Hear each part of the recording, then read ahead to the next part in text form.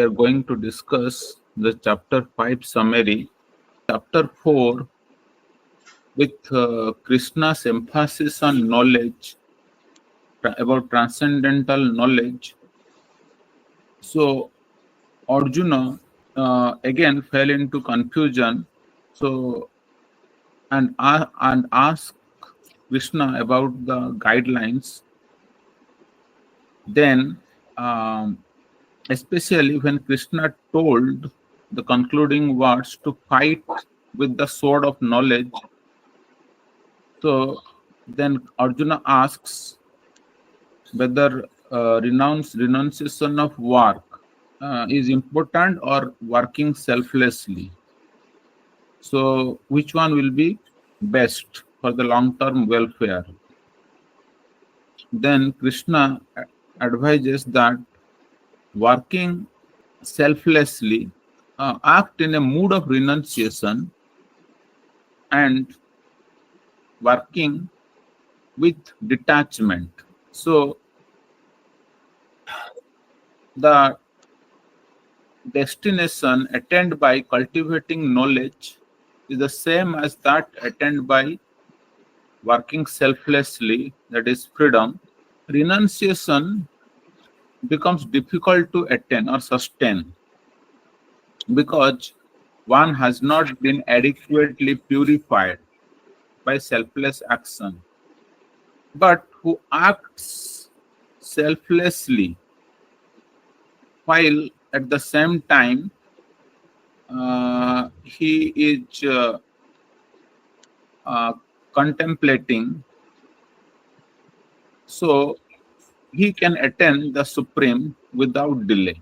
So one who works selflessly, striving for purity and mastery over the mind and senses, sees the spiritual oneness of all living beings.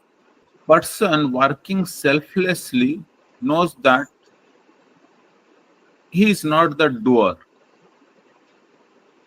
So in all the bodily actions, it's that just the senses that are interacting with worldly objects, and he does nothing at all. So in that case, one renounces the fruits of his or her work with such a vision and offering it to the Supreme, so he can stay free from all the sinful reactions, just as a lotus leaf stays clean although floating in the water. To stay untouched by the world, so the people striving for spiritual perfection engage their body, mind, intelligence, and senses for the purpose of purification. So they stay connected to a higher spiritual reality and detach themselves from the fruits of the action, rather than those who are driven by desires and enamored by the results of the action. So they can't connect with higher spiritual reality, and thus they become those who are driven by desires and who love the results of their action. They cannot become free from karmic reactions, and they cannot also connect to the spiritual reality. So in this way, mentally renouncing all action and treating the body like a temporary residing place, so one can live happily without incurring any reaction, karmic reactions. So actually the soul is transcendental and does not do any karmic action or create the results of action. All that is being done by the material nature of the body, mind, machine that the soul is occupying. Material nature does such actions, and Supreme being is not responsible for those actions, be they good or bad. The soul, being covered by ignorance, becomes bewildered and passively goes along with the actions induced by material nature. All this becomes clear to the soul when the ignorance is dissipated by the awakening of knowledge. Just as things are clearly seen when darkness is dissipated by the rising of the sun. So, in this way, when one becomes enlightened, then the soul fixes his faculties like intelligence, mind, faith, and life aspiration on the ultimate reality, on the supreme being, and going to the uh, kingdom of God, becoming cleansed of all impurity and attaining the eternal destination from which there is no relapse. So, in this way, the enlightened soul sees the divine in everyone and sees all living beings equally.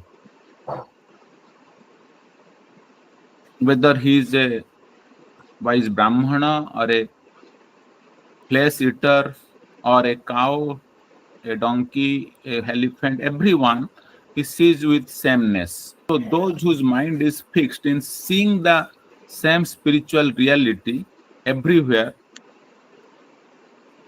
are free from all impurities, and thus they qualitatively become similar to the pure spiritual reality Brahman. So in this way, they themselves are situated in the spiritual reality, and they have conquered the illusions of material existence.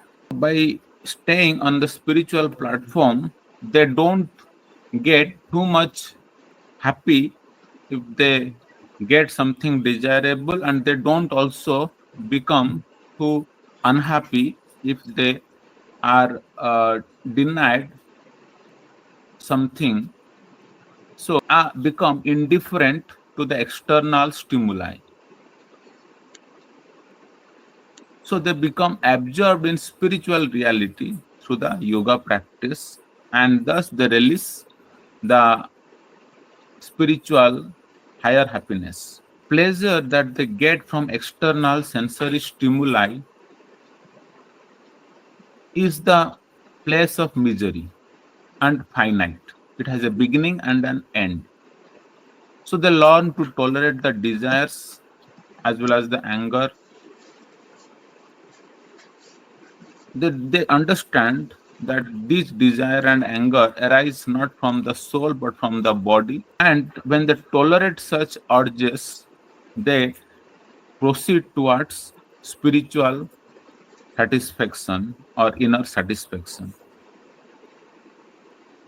And they also get happiness, bliss, spiritual bliss, and progress toward liberation or attainment of the spiritual level of reality.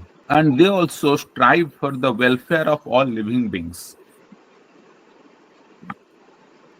And they act in this world with a disciplined consciousness and eventually attain the eternal spiritual reality. So they shut down external tempting objects, focus their vision on the space between the eyebrows, balance the airs, discipline their senses, mind, and intelligence, set their heart on liberation, and discard desire, fear, and anger. And in this way, they live constantly in a liberated state, even in this world. So, they realize the Supreme Lord Krishna to be the supreme purpose of all sacrifices and austerities, the supreme owner of all the worlds, and the supreme benefactor of all living beings. That realization makes them peaceful. Thank you all.